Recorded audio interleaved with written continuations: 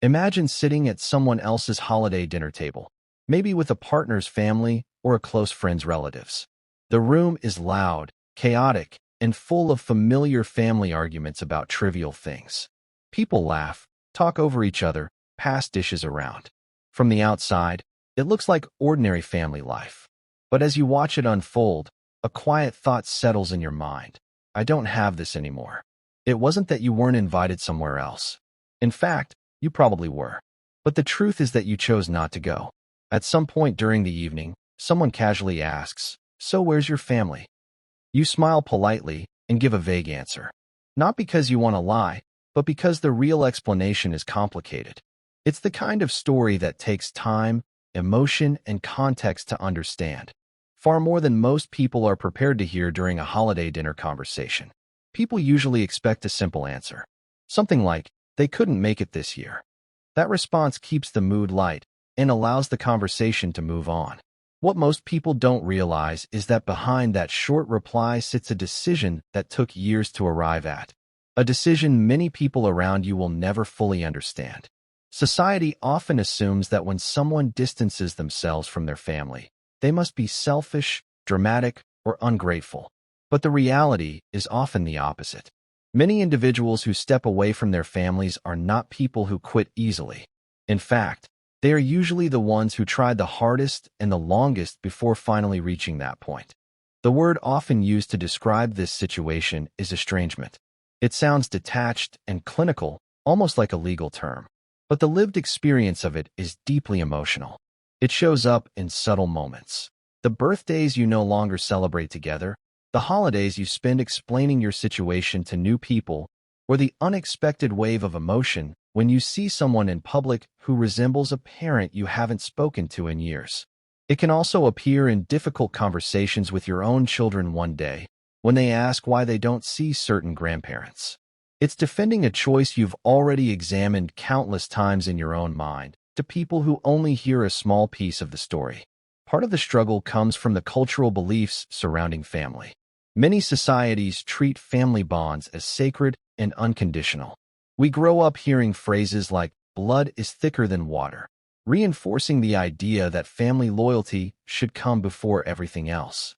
Entire traditions and values are built around the belief that family love is the most genuine and enduring form of connection. Because of that, when someone chooses to distance themselves from relatives, people often assume something must be wrong with them. The default explanation becomes selfishness or a lack of gratitude. Rarely do outsiders pause to consider that the situation might be far more complex. Consider someone who spent years making an effort to maintain those family connections. Perhaps they drove long distances every holiday just to attend gatherings where they felt invisible, not necessarily unloved, but unseen. Conversations might repeatedly return to subtle criticisms, what they hadn't achieved yet, who they hadn't become, why their choices never seemed to measure up. Still, they kept returning year after year. Not because those experiences felt good, but because leaving felt like betrayal. When hope is attached to family, letting go of it can be incredibly difficult. People continue trying because they believe things might eventually change. Then one year, something shifts. Maybe they decide not to make the drive. Maybe they decline the invitation. And when they do, the world doesn't collapse the way they feared it might. Life simply moves forward. Yet the emotional aftermath can still feel like an ending. Research supports this pattern. The sociologist Carl Pillemer spent years studying family estrangement and interviewing people who had cut ties with parents or siblings. His findings challenged common assumptions. Most participants did not describe a single dramatic event that caused the break. Instead, they described a gradual process, years of trying to repair relationships that never improved. Many spoke about repeated conversations that led nowhere, unresolved conflicts, apologies that were never offered, or harmful patterns that kept repeating despite attempts to address them. Over time, the emotional cost of continuing the relationship became heavier than the pain of stepping away. Eventually, they reached a point where staying no longer made sense. That moment isn't usually about giving up. It's about realizing that effort alone cannot repair something that requires cooperation from both sides. Even after the separation, grief often remains. People who distance themselves from family rarely stop caring overnight. They mourn the relationships they wish they could have had, the supportive parent they needed, the close sibling bond they imagined, the kind of family dynamic that seems so natural in other households. This grief doesn't disappear simply because contact has ended. It can resurface in unexpected moments. Holidays, milestones, or quiet reflections about what might have been. Yet many people also describe an emotion they didn't anticipate: relief. After years of tension or emotional strain, stepping away sometimes brings a quiet sense of peace. The constant noise of conflict, criticism, or emotional pressure finally fades. For the first time in a long while, they can hear their own thoughts without that background tension. This feeling isn't indifference. It's the relief that follows when someone finally sets down a burden they carried for years. Another piece that often goes unnoticed is emotional invalidation. Some family environments consistently dismiss or minimize a person's feelings. From the outside, nothing appears dramatically wrong. There may be no obvious signs of conflict or abuse. But internally, the person experiences a steady message that their emotions, needs, or identity are somehow inconvenient or unacceptable. Psychologists describe emotional invalidation as a pattern where someone's feelings are repeatedly ignored, mocked, or dismissed. Over time, this pattern can reshape how a person views themselves.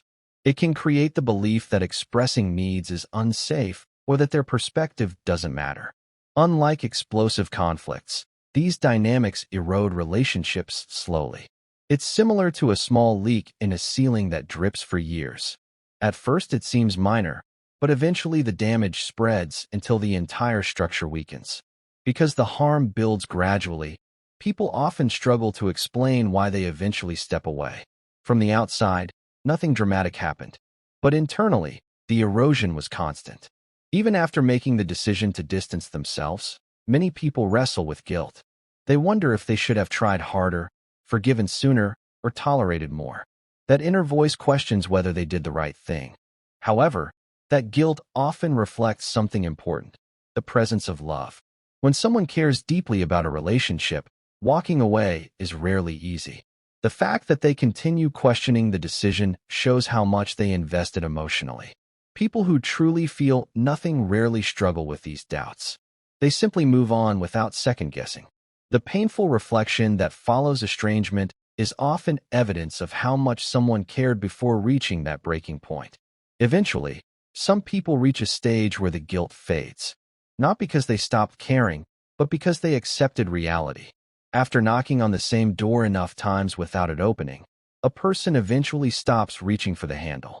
In the end, distancing yourself from family isn't a simple escape from discomfort. There's no painless option in these situations. It's often a choice between two kinds of pain: the pain of staying in a relationship that continually harms you, or the pain of stepping away from people you once hoped would understand you. Sometimes the second option, difficult as it is, becomes the healthier one. Relationships built on obligation, resentment, or constant performance rarely allow genuine connection.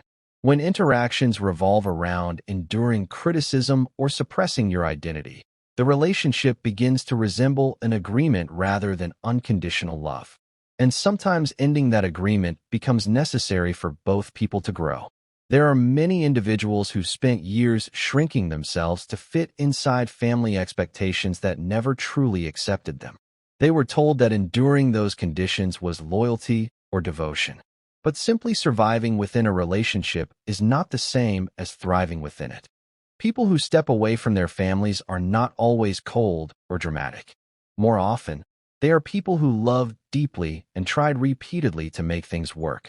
At some point, they were forced to choose between maintaining that connection and protecting their own well-being. Choosing themselves is rarely dramatic or loud.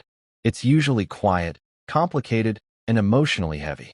And for many, it becomes one of the hardest decisions they will ever make.